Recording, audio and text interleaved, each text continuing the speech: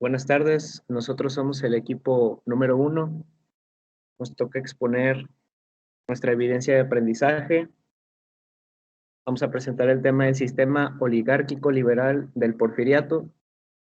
El equipo se integra por Melissa Eglaé Amador Acevedo, Gustavo Jaciel Cervantes Ayala, Perla Yamilet Contreras Estrada, Esli Galilea del Toro Martínez, Alison Michelle García Pérez y su servidor Axel Damián Díaz Rodríguez.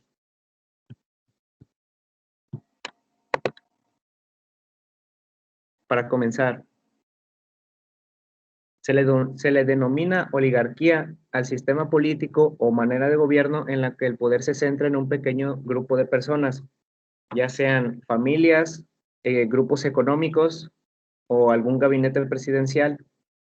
En México, a comienzos del Porfiriato, el gabinete del presidente estaba constituido principalmente por amigos y militares.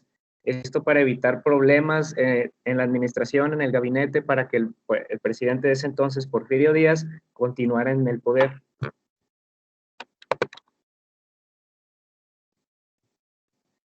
En pleno Porfiriato, las familias oligárquicas detentaban tanto el poder económico como el político, lo que les permitió el control y la dominación absoluta de las regiones del país.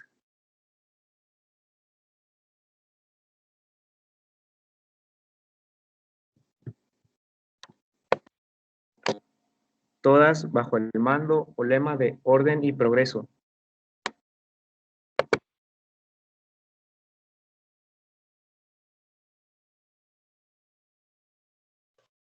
Objetivo.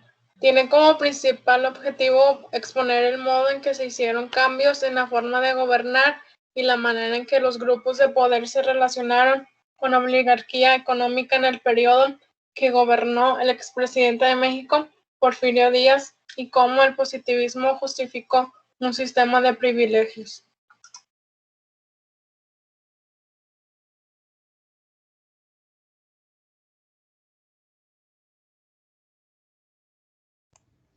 Bueno, pues este periodo del modelo oligárquico inició tras las elecciones de 1876, tras 4 años de la presidencia de Manuel González, que fue de 1880 a 1884.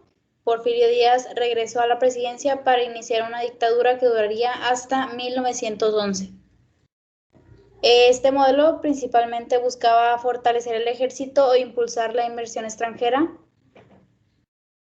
En los años que estuvo Porfirio Díaz en el mando, se suscitó una sobreexplotación en la mayoría de la población mexicana.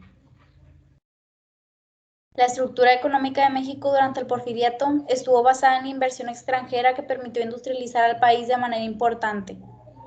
La minería, el petróleo, la industria agropecuaria y la explotación de recursos naturales fueron acaparados por monopolios extranjeros. La construcción de ferrocarriles que se dirigía a la frontera con Estados Unidos representó un gran avance significativo para la economía, ya que fortaleció el comercio.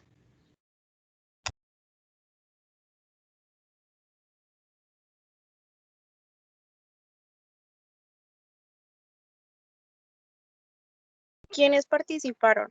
José Ives se desempeñó como asesor de Díaz. Los científicos desarrollaron un plan de recuperación económica. Este se llevó a cabo durante los siguientes 27 años del Porfiriato. También son muy importantes el otro grupo de liberalistas jacobinos. Ellos estuvieron a favor del liberalismo social, entre los que resaltan que son José Mérida, Filomeno Mata, Jesús Meta y Camilo Arriaga. Lomelí expuso el orden social como una manera de consolidar la nación y la patria misma.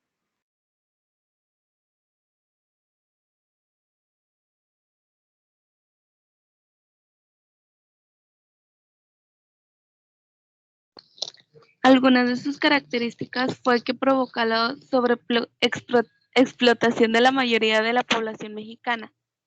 Utilizó el dominio político para aumentar su poder. Su modelo primario exportador, la economía del país giró en torno de la inversión del capital extranjero y el crecimiento de las exportaciones. No concibió a la escuela como una verdadera institución creadora de sentido para la población, sino que la convirtió en parte de un aparato represor que a través de la educación creaba un abismo profundo entre unas clases y otras. En cuanto a lo social, no fue bueno, aunque la burguesía de la época vivía en una gran opulencia, recibían educación y gozaban de cierta seguridad. La mayor parte del país estaba sumido en grandes desigualdades. Casi todo de pueblo vivía en la ignorancia, en condiciones insalubres y en una extrema pobreza, mientras que los burgueses asecretaban cada vez más sus bolsillos como resultado de los abusos a los trabajadores.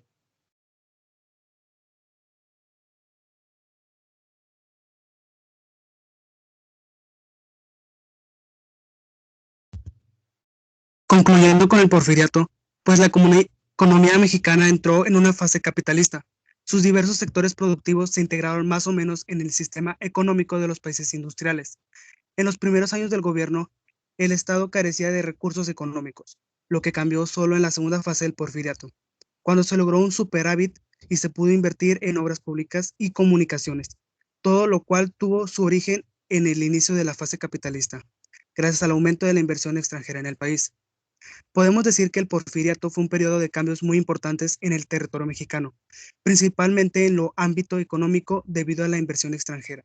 Así, México experimentaría un importante crecimiento impulsado por estas inversiones, que traen consigo infraestructuras ferroviarias y de comunicaciones.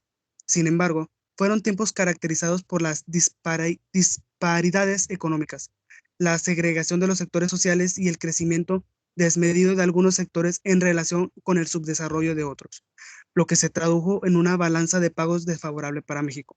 También podemos decir que su principal objetivo era revelar la forma en que se llevaron a cabo los cambios en la forma de gobernar y la forma en que los grupos de gran poder vinculados a la oligarquía económica se llevaron a cabo en el periodo gobernado por el expresidente mexicano Porfirio Díaz, y cómo el positivismo justificó un sistema de privilegios.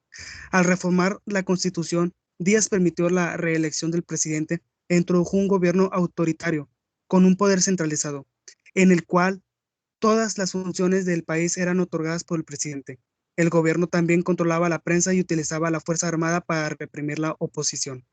Desde el punto de vista macroeconómico, México estaba en una situación excelente, pero la situación social y económica del pueblo, de los obreros y campesinos, más del 80% de la población, era de miseria.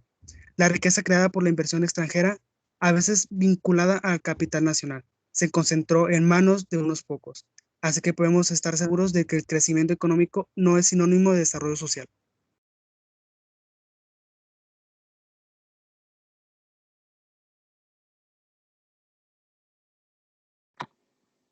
Bueno, y de esta manera concluimos nuestra presentación de nuestra evidencia de aprendizaje de la tercera etapa. Adjuntamos últimamente las bibliografías de las cuales obtuvimos información para complementar y desarrollar esta presentación. Muchas gracias por su atención.